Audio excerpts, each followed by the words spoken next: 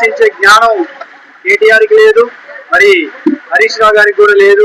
అదేవిధంగా ఇంట్లో పడుకొని అసెంబ్లీకి రాకుండా ఉన్న కేసీఆర్కి అంతకంటే లేదని చెప్పి మేము తెలియజేస్తున్నాము. అదేవిధంగా మీరు బర్తరఫ్ చేయాలని చెప్పి మాట్లాడుతున్నారు. మీరు బర్తరఫ్ చేసే అంత సీన్ మీకు లేదు. మీ బీఆర్ఎస్ పార్టీ ఎప్పుడో తమ్ముడిగా పడుకొని ఇంట్లో ఉంది. దాన్ని గుర్తు పెట్టుకొని మీరు మాట్లాడాలి. ఏదైనా సరే మైనింగ్ లో మీకు పర్సంటేజ్ ఉంది, లేకపోతే ఇంకో దాంట్లో ఇసుకలో పర్సంటేజ్ ఉంది. కేటీఆర్ నేను అడుగుతున్నాను, డైరెక్ట్ గా మైనింగ్ లో ఇసుక దందాల్లో ముందర నడిపించింది నువ్వే.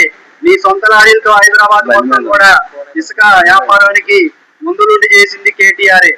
తెలియదా కేటీఆర్ నీకు? నువ్వు ఎంతగానంగా ఇసుక దందాలు నడిపించావు, నీకు సంబంధించిన పార్టీ సభ్యులు ఎంతమంది కూడా ఇసుక దందాలు నడిపించారు అని చెప్పి ఇవాళ శ్రీనివాస్ రెడ్డి గారి మీద నువ్వు నోటికి వచ్చినట్టు మతిస్థిమితం లేని. ముఖ్యంగా ఈ ప్రెస్ మీట్ పెట్టడానికి కారణం మన ప్రాంతవాసి అయినటువంటి కల్లూరు మున్సిపాలిటీ పరిధిలో మరి మన పొంగిరెడ్డి శ్రీనన్న గారి గురించి నిన్న అసెంబ్లీలో చేసిన బీఆర్ఎస్ నాయకులు చేసినటువంటి అనుచితమైనటువంటి వ్యాఖ్యల గురించి, ముఖ్యంగా ఏ పని చెయ్యకుండా డబ్బు తీసుకోవడం అనేది బీఆర్ఎస్ వాళ్ళకి అలవాటు. ఎందుకు అంటే ఇప్పుడు ఒక ముఖ్యమంత్రిగా ఉండి ఆయన 1,20,00,000 ఇప్పటి వరకు ఆయన జీతం తీసుకున్నారంట ఈ 26 నెలల్లో. ఆ అర్హత వాళ్ళకు ఉంది, కానీ పని చేసుకొని ఎవరి పనులు వాళ్ళు చేసి ఇవాళ ప్రభుత్వానికి కుడి భుజంగా ఉన్నటువంటి శ్రీనన్న ఏ విషయంలో అయినా చూడండి కుడి భుజం అనాల్సిందే. ఖమ్మం నుంచి ఉన్న 3 మంత్రులు కూడా ఆనిముత్యాల్లా ఉన్నారు. ఇవాళ నిన్న ఖమ్మంలో జరిగినటువంటి భూదాన్ భూముల్లో కూడా అనవసరమైన రాద్ధాంతం చేశారు, కానీ నిజమైన వ్యక్తులను గుర్తించి అక్కడ పట్టాలు ఇవ్వడం జరిగింది. అట్లా ప్రతి పనిని సమర్థవంతంగా చేస్తున్నారు మన ఖమ్మంలో ఉన్నటువంటి 3 మంత్రులు. కానీ ప్రతిసారి ఖమ్మం వాసుల మీదే పడుతున్నారు వాళ్ళు. అంటే ఇది వాళ్ళకొకటి తమాషాగా ఏదో అంటారు కదా, అలా అలవాటు అయిపోయింది అనమాట. కానీ మా ఖమ్మంలో ఉన్నటువంటి 3 మంత్రుల జోలికి వస్తే సామాన్య కార్యకర్త కూడా ఊరుకోడు అనేది మేము ఈ పత్రికా ముఖంగా తెలియజేయాలనుకుంటున్నాం. అంటే ఇది మరొకసారి పునరావృతం అవ్వకుండా జాగ్రత్తలు తీసుకొని. మచ్చలేని నాయకుడు, వైట్ పేపర్ లో ఉన్నటువంటి రెవెన్యూ మంత్రి గారైన పొంగులేటి శ్రీనన్న గారి మీద బీఆర్ఎస్ నాయకులు అవాకులు చవాకులు, అర్థం పర్థం లేని మాటలు. గతంలో ఏంటంటే దొంగ దొంగ అంటే దొంగ అన్నట్టు గతంలో వాళ్ళు ఏ విధంగా అయితే దాచుకున్నారో అదే పద్ధతులు ఇంకా ఉన్నట్టు వాళ్ళే అదే భ్రమలో ఉండి మాట్లాడుతున్నారు. రెడ్డి గారి మీద కేటీఆర్ వాళ్ళ కుటుంబం ఎన్నో ఆరోపణలు చేస్తున్నారు. మొన్నటి దినం చూసినట్టే ఖమ్మంలో భూదాన్ భూముల్లో శ్రీనివాస్ రెడ్డి గారు మొత్తం కూడా కబ్జా చేయాలని చూసి వాళ్ళని ఇల్లు కూలగొట్టి దాన్ని అంతా స్వాధీనం చేసుకోవాలనుకున్నారని చెప్పేసి అంతా కూడా పుకారు గుర్తించారు. మళ్ళీ ఈ రోజు చూసినట్లయితే మళ్ళా ఇక్కడ కూడా అది భూదందా అని చెప్పేసి అంటున్నారు. మళ్ళీ మైనింగ్ వ్యాపారం అంటున్నారు. శ్రీనివాస్ రెడ్డి గారు అంటే మనందరికీ తెలుసు. మన యొక్క కల్లూరులోనే కాదు, ఈ యొక్క తెలంగాణ రాష్ట్రం మొత్తం కూడా తెలుసు వారు చేస్తున్న ప్రతి ఒక్క పని. కేసీఆర్ 10 సంవత్సరాల పాలనలో చేయలేండి ఈ యొక్క శ్రీనివాస్ రెడ్డి గారు ఈ యొక్క 2 సంవత్సరాల్లో ఎన్నో పథకాలు చేశారు, ధరణి పెట్టారు. అలాగే అందరం వీళ్ళు రెవెన్యూ శాఖ ద్వారా ఇంకా ఎన్నో అద్భుతమైన కార్యాలు చేస్తున్నారు.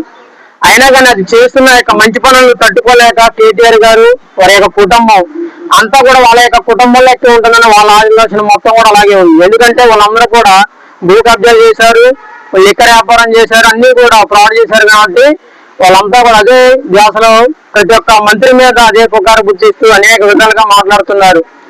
మరి అసెంబ్లీలో చూసినట్లయితే శ్రీనివాస్ రెడ్డి గారి మీద ఆరోపణల్ని కూడా సీఎం గారు గట్టిగా ఖండించడం జరిగింది.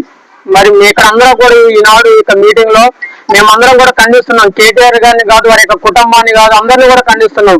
కానీ ఏదో ఆరోపణ చేయాలని చెప్పేసి వారి ఇష్టం వచ్చినట్టు మాట్లాడుతున్నారు.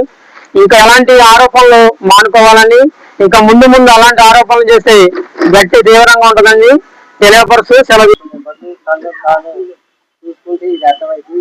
శ్రీనివాస్ రెడ్డి అనే వ్యక్తి రాజకీయాల్లో రాకతోనికే డబ్బు సంపాదించింది. ఆ విషయాన్ని కేటీఆర్ తెలుసుకోవాలా. ఇలాంటి అనుచిత వ్యాఖ్యలు పనికిరా మాటలు మాట్లాడుతూ ప్రజలని అసెంబ్లీని పక్కదారి పట్టించే విధంగా మాట్లాడిండు. అయితే నిజ నిర్దేశాలు కూడా తెలిసినాయి. అది వాళ్ళు వేరే వాళ్ళకి ఇవ్వడం జరిగిందని కూడా వాళ్ళు స్పష్టంగా చెప్పారు.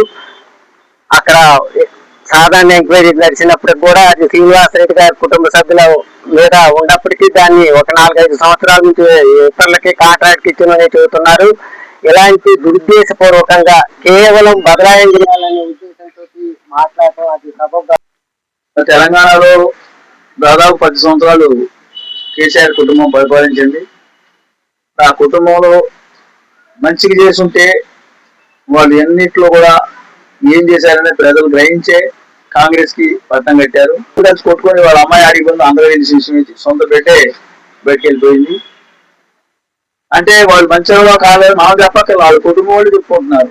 మనం అందరం కలిసి కూర్చొని వాళ్ళు మంచోడు కదా అంటాం కన్నా వాళ్ళ కుటుంబం వాళ్ళే మంచోడు కదా అంటున్నారు. మరి దానిలో పెట్టుకొని వాళ్ళకి ఏదో ఒక సమస్య కావాలా, ప్రజల్లో మనం మర్చిపోతున్నారు. ప్రజల్లో మనం గుర్తుంచుకోవాలంటే ఒక మరి అందరు మంత్రులు శ్రీనివాసరెడ్డి గారితో మంత్రులు అందరూ కూడా ఖండించడం జరిగింది. వాస్తవంగా మా ఊరు వాసి అయిన శ్రీనివాసరెడ్డి మాతో కలిసిమెలిసి తిరిగిన అతను. మరి వారి సంగతి ఏంటనేది ఇక్కడ ప్రజలందరూ తెలుసు. కార్యక్రమానికి మన అభిమాన నాయకుడు పొంగులేటి శ్రీనివాసరెడ్డి గారికి అనిశ్చిత వ్యాఖ్యలు చేసినందుకు వచ్చిన ఈరోజు జరిగిన అసెంబ్లీలో జరిగిన చర్చకి రాఘవ కన్స్ట్రక్షన్, పొంగులేటి శ్రీనివాసరెడ్డి గారి రాఘవ కన్స్ట్రక్షన్, ఆ కన్స్ట్రక్షన్ మీద వాళ్ళు అనిశ్చిత వ్యాఖ్యలు చేయడం మంచిది కాదని మేము ఈ సందర్భంగా తెలియజేస్తూ, మరియు వారు విషయ దందాలు చేసేవాళ్ళు గారు, మైనింగ్ దందాలు చేసేవాళ్ళు గారు, అట్లాంటి దందాలు చేసే మా నాయకుడు కానే కాదు. అటువంటి నాయకుడికి, బలమైన నాయకుడికి వారి బలం తగ్గిద్దామనే దురుద్దేశంతో మీరు ఎంత బలం తగ్గిద్దాం అనుకుంటే అంత బలం పెరుగుతుంది తప్ప ఆ బలం మీకు తగ్గదు. ఆ నాయకుడు అటువంటి మా నాయకుడికి మీద మీరు లేనిపోయిన ఆరోపణలు చేస్తూ ఆయన మీద మచ్చ పెడదామని చూస్తే ఇక్కడ ఎవరు ఊరుకునే పరిస్థితులు లేరు. మీరు ఇట్లాంటి వ్యాఖ్యలు మళ్ళీ చెప్తున్నాం. మీరు మొన్న కూడా అదే చేశారు. అది భూదాన్ భూమి గురించి కూడా మాట్లాడారు. శ్రీనివాసరెడ్డి గారి మీద, మా తుమ్మల నాయకులు, మా అభిమాన నాయకుల మీద కూడా మచ్చ చేశారు. ఏం చేసినాం? బంగారులాగా వాళ్ళకి పిలిచి మంచి ప్లాట్లు, ఇల్లులు అన్ని శాంక్షన్ చేసి ఇచ్చాం. మీరు ఎప్పుడైనా ఇచ్చారా? మీరు 10 సంవత్సరాలు పరిపాలించారు. మీరేమైనా చేశారా? పనికిరాని ప్లేస్లలో ఎప్పుడెప్పుడు ఆ ఇల్లు కట్టారు. కానీ దేనికైనా ఉపయోగపడదా? అన్ని పెచ్చులు ఊడిపోయినాయి. లేకపోతే డౌన్ ఉన్న ప్రాంతాల్లో కట్టారు, నీళ్ళు వచ్చి మునిగిపోయే పరిస్థితి వచ్చింది. మీరు తప్పుడు పనులు చేసి తప్పు